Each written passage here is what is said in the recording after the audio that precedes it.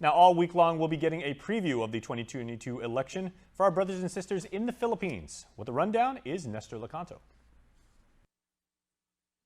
We are ever expanding our coverage, and we bring in my colleague and friend Nestor Licanto, who is in Manila covering what is set to be a unbelievably historical election in the Philippines. Nestor, good morning, and magandang umaga. Happy day, Jason. Nice to see you.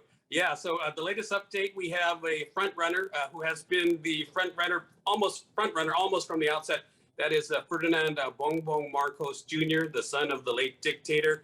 According to all the major polls, he has garnered close to 50% of the votes over his rivals, which in the Philippine elections is a huge lead because unlike the United States, in the Philippines, there are more than two candidates running. There are up to, I think, 5 or 6 right now.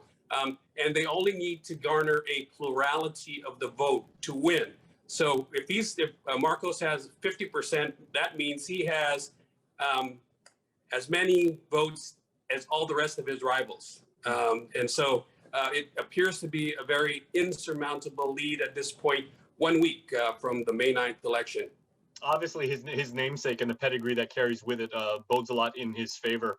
Now, what is really interesting is the closest rival is the vice president to the current president, Leni Robredo.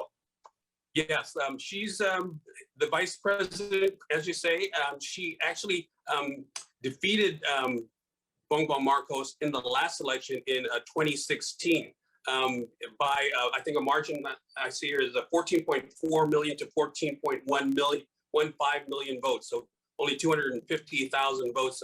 She eked out a win in the last weeks of the election. Can she do it this time? It remains to be seen.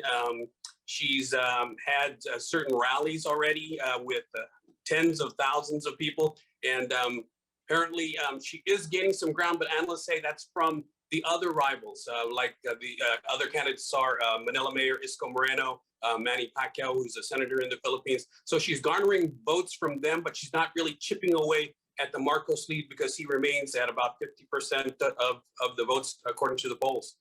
Now, one thing that many native Guamanians may not realize is that in the Philippine election structure, you can actually be from different parties when running for president or vice president, right? It's not like ours where you have to vote for like one solitary party.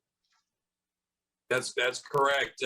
As you know, Rodrigo Duterte is the current president of the Philippines. He ran with another vice presidential candidate, Leni Robredo, who is the vice president, ran with Mar Rojas. So yes, you don't necessarily have, they run as teams, but they don't necessarily have to win as a team.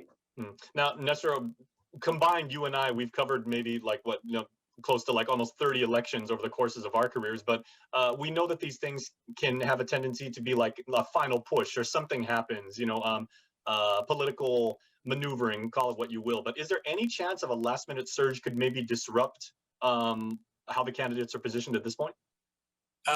It's possible. Like I mentioned earlier, that's what she did in the last vice presidential race over Bongbong Marcos. And according to her camp, and they've posted pictures on social media, and the local media has shown a video of tens of thousands, if not hundreds of thousands.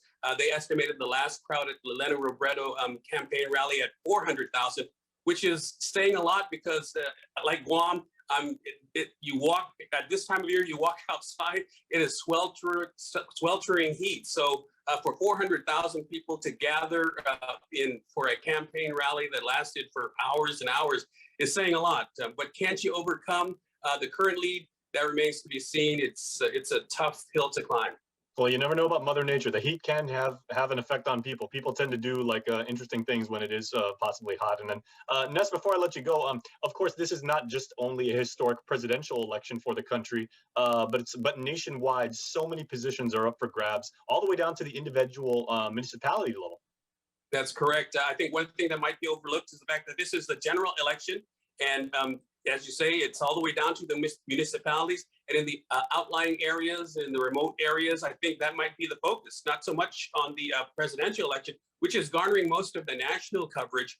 But these the local elections are very critical to these towns and barangays, and and what have you, because it more directly impacts them, of course. And as you know, as they say, all politics is local. So they might be focused more on those races that directly affect them as opposed to the presidential races. Okay, well, final bonus question for you, Nestor. Of course, you're in Manila and you've been there for about the last half year. So you really have a sense, the pulse of the community and of, your fellow countrymen.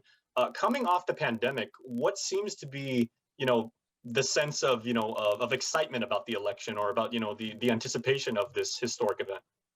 I think they're looking for someone that is going to bring about a resurgence in the economy. A lot of people are hurting, like all over the world. A lot of people are hurting financially.